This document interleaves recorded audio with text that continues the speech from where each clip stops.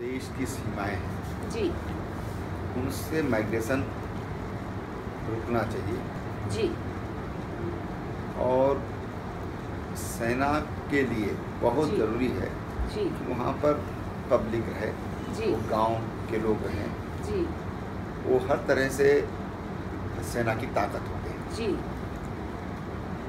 और उस दिशा में हम लोगों ने प्रयास हमारे शुरू हैं।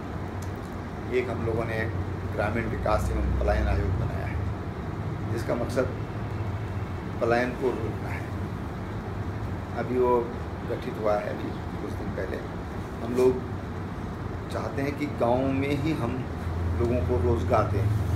उन सारी चीज़ों पर वो आयोग काम करेगा, उसमें विशेषज्ञ लोग भी होंगे। करेंगे 3 चीज़ हम मानते हैं कि पलायन रोकने के लिए। पहली चीज़ कि गांव में शिक्षा ठीक होना चाहिए, दूसरा गांव में रोज़गार होना चाहिए और तीसरा स्वास्थ्य की सुविधाएं होना चाहिए। अगर ये 3 मूलभूत सुविधाएं हम देते हैं तो वहाँ पर माइग्रेशन ये कम होगा। नहीं वो हम चाहते हैं कि जो ये मजबूरी का जो पलायन है वो रुके, उस पर नियंत्रण हो। उसके लिए हम लोग बहुत तरह की प्लानिंग हमारे चल रही है कि आज भी अगर एम्प्लॉयमेंट की सबसे ज़्यादा ताकत है, क्षमता है, तो एग्रीकल्चर और एग्रो बेस्ड जो कारोबार हैं उनमें है। और इसलिए हमारा फोकस एग्रो बेस्ड है। उसमें हॉर्टिकल्चर है, उसमें एरोमेटिक प्लांट्स हैं, उसमें मेडिसिनल प्लांट्स हैं, उसमें फ्लोरिकल्चर है, उसमें ये क्या बोलना चाहिए कि बेमौसमी ऑफ सीजनल वेजिटेबल्स हैं, फ्लावर्स हैं। क्योंकि हमारे यहाँ की जो क्लाइमेट है वो बिल्कुल भिन्न है और वो हमको सपोर्ट करती है। हमने उसके लिए छोटे छोटे ऋण रखे। हमने 1 लाख रुपए तक का ऋण देंगे हम और वो 2% इंटरेस्ट पर देंगे, एक तरह से बहुत ही कम इंटरेस्ट पर। हम इंडस्ट्री की जहाँ तक बात है तो इंडस्ट्री एक हमारी जो तराई का ही भाग है, जो मैदानी भाग है, वहाँ पर इंडस्ट्री हमारी है और उसको हम अभी और स्ट्रेंथन कर रहे हैं। लेकिन हमारा ध्यान छोटे आदमी की तरफ है, जो छोटा किसान है उसकी तरफ हमारा ध्यान है और उसकी संख्या ज़्यादा बड़ी है, तो हम लोग उसको केंद्रित करके हम अपना काम करें। ये संयोग समझिए आप कि जो हमारे 4 धाम हैं यही बॉर्डर हमारे चीन से भी लगे हुए हैं। गंगोत्री है, वहीं हमारा नीलांग पास है, वो हमारा चाइना से लगता है। ऐसे हमारा माना पास है तो बद्रीनाथ से है। ऐसे हमारा नीति पास है, हमारा बॉर्डर एरिया है। ऐसे हमारा धारचूला है पिथौरागढ़ का। ये हमारे ये जो 4 हमारा जो ये रूट है यही हमारे बॉर्डर से लगते हैं।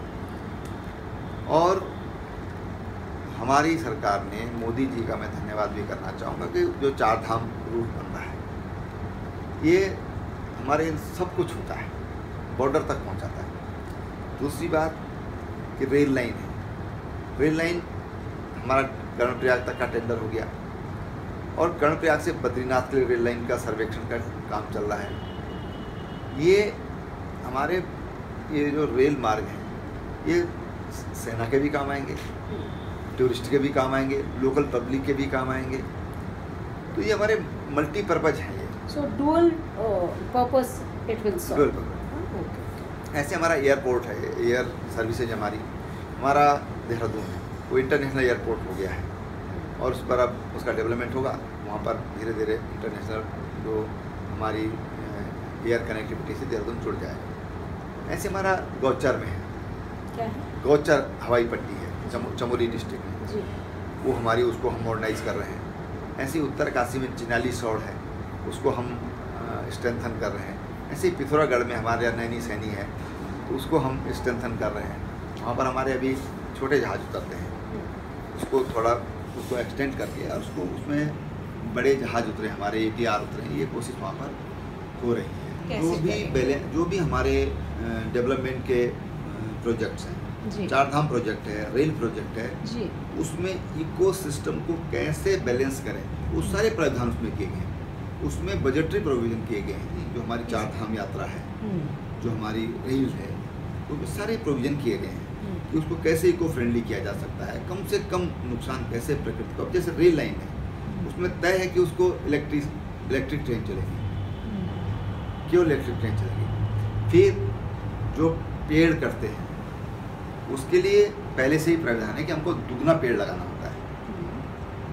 तो हम ये आपको मैं बता दूं कि उत्तराखंड एक ऐसा राज्य है जहां पर फॉरेस्टेशन बढ़ा है, घटा नहीं। आज हमारा फॉरेस्ट कवर एरिया ये 71% है, फॉरेस्ट कवर एरिया। और इसलिए हम ये कह सकते हैं कि हमारे यहाँ इकोसिस्टम का पूरा ध्यान रखा जाता है। हमारे यहाँ 13 सेंचुरीज हैं या नेशनल पार्क हैं या इको सेंसिटिव जोन्स हैं। तो हमारे यहाँ एक छोटा सा देखो, इकोलॉजी को ठीक रखने के लिए सबसे जो उपयुक्त माना गया वो प्लांटेशन माना गया है। और वो प्लांटेशन हम करते हैं, जो पॉल्यूशन फैलाने वाली जो इकाइयाँ हैं उसमें धुआं है, वो उसको हम जो कैटेगराइज किया हुआ है कि देहरादून में भाई केवल ग्रीन कैटेगरीज लगेंगी, हरिद्वार में ग्रीन कैटेगरी के उद्योग लगेंगे। तो इस तरह की सारी चीज़ें ध्यान में रखकर वहाँ की पॉलिसी बनी है। ये व्हीकल्स हैं, दून वैली है, तो वहाँ हम लोग उसको CNG पे ला रहे हैं। देहरादून सिटी को हम CNG पे ला रहे हैं, उसको हम इलेक्ट्रिक बसें वहाँ पर ला रहे हैं, ताकि जो पॉल्यूशन फैलाने वाली जो इकाइयाँ हैं उसको कम किया जा सके। और जो व्हीकल्स भी हैं उनको भी पॉल्यूशन से कैसे मुक्त रखा जाए, उन सब पर हम सख्ती से पालन करते हैं। जैसे अब फॉरेस्टेशन है तो पहले से है कि भाई आपको डबल फॉरेस्टेशन करना पड़ेगा। अगर आप 50 पेड़ काटते हैं आपको 100 लगाने पड़ेंगे। ये पहले से हमारे राज्य में है। लेकिन जो देहरादून को जैसे मेट्रो से जोड़ रहे हैं, ये हम कर रहे हैं। हम मसूरी में हम मोनो रेल ले जाना चाह रहे हैं, उसके लिए हम लोग काम कर रहे हैं। हम CNG पर देहरादून को ला रहे हैं, इलेक्ट्रिक बसें ला रहे हैं, ये हम लोग कर रहे हैं। जो 4 धाम यात्रा रूट बन रहा है, ये बहुत ही उम्दा किस्म की सड़कें हैं, बहुत अच्छी सड़कें हैं। तमाम उसमें प्रबंध किए गए हैं, यात्रियों को परेशानी न हो उसके लिए। ये ऐसी सड़क होगी जो 200 वर्ष तक खराब नहीं होगी। जिस क्वालिटी से इस क्वालिटी की सड़क होगी, 12,000 करोड़ रुपया खर्च होगा उस सड़क को बनाने में। और इस सड़क की लेंथ जो होगी 870 किलोमीटर होगी। कब तक ये कंप्लीट होने का? ये 19-20 तक हो जाना चाहिए। टेंडर्स उसके शुरू हो गए। जो फॉरेस्ट क्लियरेंस से हमारा 370 किलोमीटर फॉरेस्ट क्लियरेंस हो गया है, तो हमारा काम अब उसके टेंडर हो गए हैं, उस पर काम प्रारंभ हो जाएगा। रेल का काम हमारा प्रारंभ हो गया है, उसकी टेंडरिंग हो गई है, उस पर काम प्रारंभ हो गया है। देहरादून टू दिल्ली अभी हमको 5.25 घंटा लगता है ट्रेन से। हमने अभी मुजफ्फरनगर देवबंद रोड की ये नई रेल लाइन बिछाने का निर्णय लिया है, उसका टेंडर हो गया है। इससे हमारी 2 घंटा शॉर्ट हो जाएगा। यानी कि जितना जहाज़ में लगता है समय, उतने समय में हम देहरादून पहुंच जाएंगे। हम 3.5 घंटे में दिल्ली से देहरादून पहुंच जाएंगे। माफिया हैं, उन लोगों को ज़रूर उनके मन में भय पैदा हुआ है, और हम चाहते हैं कि उनके मन में भय पैदा होना चाहिए। मैं समझता हूँ कि ये हमारी एक सफलता है कि वो लोग आज भयभीत हैं। और हम लोग विशेषकर जो हमारा जीरो टॉलरेंस का जो हमारा आह्वान है, वो जो बड़े भ्रष्टाचार हैं, संस्थागत भ्रष्टाचार हैं, उनको लेकर हम लोग उस पर हमारा फोकस है। जो उसके लिए हमने एक आयोग भी हमने बनाया है, अब वो बहुत जल्दी फॉर्म हो जाएगा। उसमें हमारी जो इन्वेस्टिगेशन की जो टीम होगी वो हमारी जैसे CBI पैटर्न पर होगी। उसमें हम लोग जो चाहेंगे, जिन लोगों ने CBI में पहले काम किया है, ऐसे लोगों को हम उसमें लेना चाहेंगे। जैसा हम लोगों ने संगठन में काम किया है, साथ काम किया है। जी।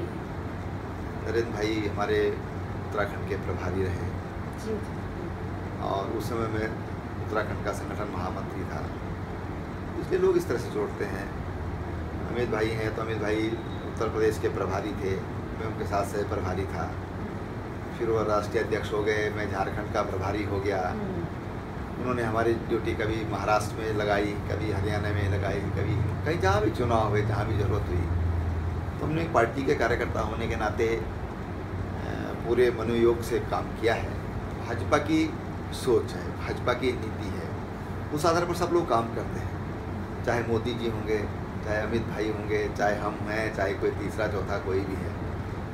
एक तो पार्टी की सोच है, पार्टी की अपनी एक वेवलेंथ है, उस पर पार्टी उस तरफ पार्टी चलती है। सब लोग उधर चलते हैं, हम भी चलते हैं, सब चलते हैं। बाकी प्रधानमंत्री हैं, प्रधानमंत्री होने के नाते जो योजनाएं देश में वो लागू करते हैं तो हम फॉलो करते हैं। हमारा दायित्व है, किसी भी राज्य सरकार का दायित्व है कि हम उसको आगे बढ़ाएं।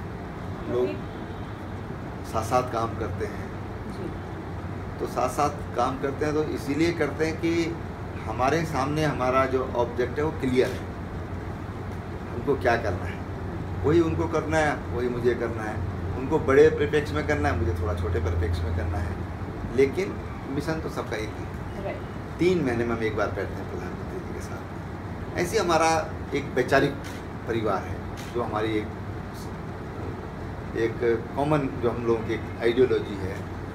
हम लोग भी इस तरह से बैठते हैं। ये कोई बहुत ही सामान्य बातें होती हैं और आपस में हम लोग नॉलेज शेयर भी करते हैं कि भाई कोई चीज़ें लगती हैं कि सरकार को करना चाहिए, ये भी बातें होती हैं।